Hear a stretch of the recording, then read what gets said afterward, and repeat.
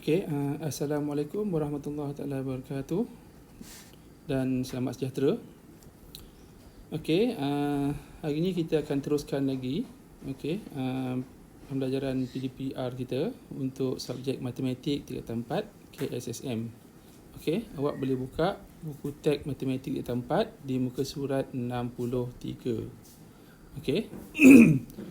Okey, hari ini kita akan tengok cara untuk membina pernyataan. Cara untuk membina pernyataan. Ayat dia adalah membina pernyataan dalam bentuk implikasi, iaitu jika P maka Q dan P jika dan hanya jika Q. Okey.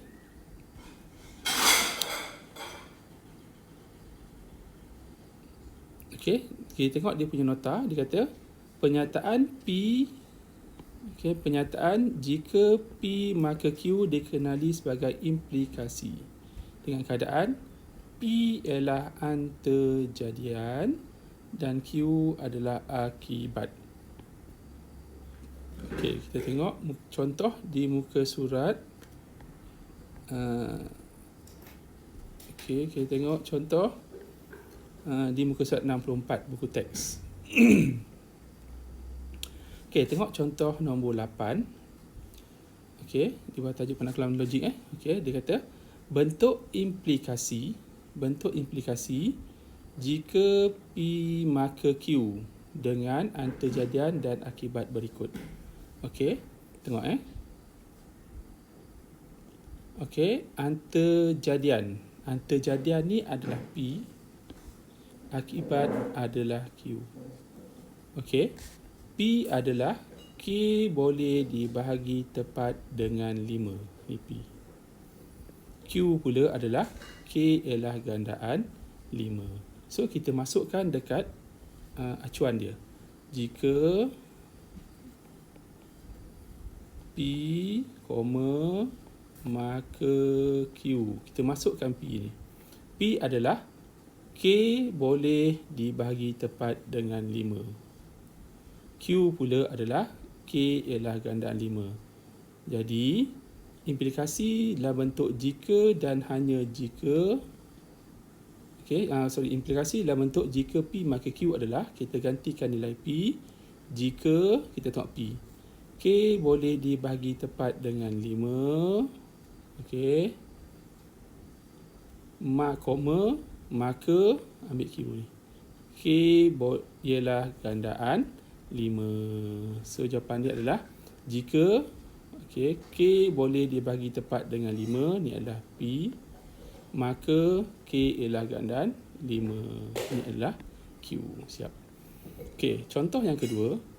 Antarjadian adalah P, akibat adalah Q. So, kita masukkan jika P ni adalah jika set K subset kepada set L, maka kita masukkan Q. N kurungan K lebih kecil sama dengan N kurungan L. Jika set K subset kepada set L, P, maka ni adalah Q. Okey, siap. Alright, seterusnya kita tengok contoh 9. Okey, tentukan antarjadian dan akibat. Antarjadian adalah P, akibat adalah Q. Daripada implikasi jika P maka Q. Tengok. Jika kita ambil semua, ni adalah P, maka kita ambil semua, ni adalah Q. So, antarjadian adalah X ialah faktor bagi 16. Okey. Ini adalah P.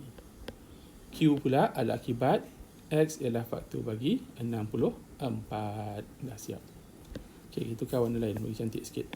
Okey, soalan seterusnya. Jika ni adalah P, ni adalah Q.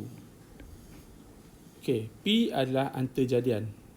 Okey, tengok apa antarjadian dia. Antarjadian dia adalah X tolak Y lebih besar daripada kosong. Okey, betul? Alright ni. Okey, Q pula X lebih besar daripada Y. Jawab akibat X lebih besar daripada Y. Okey, settle. Okey, seterusnya kita tengok implikasi. Jika awak jumpa perkataan P, tengah dia ada ayat jika dan hanya jika. Okey, jika dan hanya jika. Okey, selain implikasi jika P maka Q, implikasi P jika dan hanya jika juga kerap digunakan dalam penakluran logik. Okey, dia kata implikasi P jika dan hanya jika Q terdiri daripada dua implikasi. So yang pertama kita buat jika P maka Q. Itu yang pertama. Okey, yang kedua kita buat jika kita ambil ni dulu. Q okey, maka P. Terbalikkan.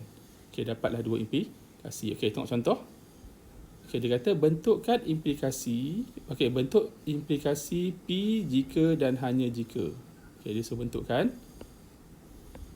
Bagi implikasi berikut. Okey. Tengok. Jika, okey, ni adalah P. Maka, ni adalah Q. Okey, sama juga. Jika, ni adalah Q. Maka, ni adalah P. So, kita masukkan dekat sini. P, jika dan hanya jika Q. P adalah K ialah nombor perdana. Gantikan ni. P. Jika dan hanya jika, gantikan Q. K mempunyai dua faktor sahaja. So, jawapan dia, K ialah nombor perdana. Ini adalah P. Jika dan hanya jika, K mempunyai dua faktor sahaja. Ini adalah Q. Dapatlah ayat bagi bentuk implikasi P jika dan hanya jika. Okey, tengok soalan contoh 10B. Okey, contoh 10B. Jika kita ambil ni, jika kita ambil semua sampai koma, ni adalah P. Maka ni adalah Q. Ini pun sama, jika ni adalah Q, maka ambil semua ni adalah P. So, implikasi P jika dan hanya jika. P adalah yang ni. Y sama dengan AX kuasa N tambah B adalah persamaan linear jika dan hanya jika masuk Q. Q sama dengan 1. Okay. Y sama dengan AX kuasa N tambah B adalah persamaan linear. Okay, ni adalah P. Jika dan hanya jika N sama dengan 1 adalah Q. Dapatlah dua implikasi dalam bentuk P dan hanya jika P. Okay, tengok contoh 11. Okey, dia kata tulis dua implikasi berdasarkan implikasi P jika dan hanya jika Q yang berikut. Okey, tengok So, kita buat ni tadi. Bila kita jumpa ayat ni, P jika dan hanya jika Q, kita dapat dua implikasi. Yang pertama, jika P maka Q, jika Q maka P. Dapat dua ayat. Okey, tengok contoh. Okey, soalan dia, tengok. Tengah-tengah dia kita highlightkan jika dan hanya jika. So, ni adalah P. So, ni adalah Q. Okey, yang pertama kita dapatkan jika P maka Q. Yang kedua, jika Q maka P. So, jika, kita ambil ni, jika P maka Q. So, jika R punca kuasa 2 sama dengan 15. Ni jika P. Maka Q, ni Q. R sama dengan 225. Yang kedua, kita balikkan. Jika kita ambil Q dulu. Jika R sama dengan 225, ni adalah Q. Maka kita ambil ni. R punca kuasa 2 sama dengan 15. Ni P. Dapatlah dua implikasi. Okey, tengok contoh seterusnya. Contoh nombor 11B. Okey, tengok. Kita highlightkan jika dan hanya jika. Sebelum jika, kita katakan P. Selepas jika, kita katakan Q. Yang pertama, kita ambil jika P maka Q. So, jika ni P, maka ni Q. Yang kedua, kita balikkan. Jika Q, kita ambil warna merah. Jika Q, ni Q. 10 tambah X kurang daripada 16, maka ni P. Gantikan nilai P dan Q. Siap. So, jawapan implikasi pertama, jika X kurang daripada 6, maka X tambah 10 kurang daripada 16. Implikasi kedua, jika kita ambil Q dulu, X tambah 10 kurang daripada 16, maka P adalah X kurang daripada 6.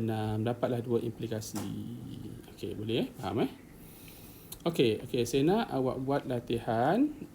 Okey, praktiskan diri di muka surat 65, soalan buku teks. Okey, awak buat semua ni. Okey, buat semua. Nombor 1, A, B, C, D.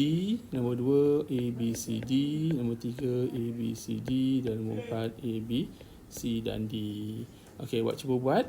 Okey, kita insyaAllah kita jumpa lagi. Jangan lupa, sebelum tu jangan lupa subscribe channel saya, iaitu Nizam Tahir.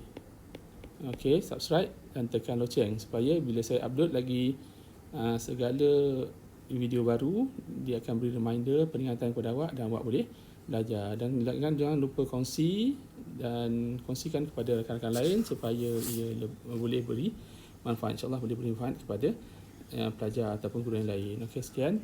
Terima kasih.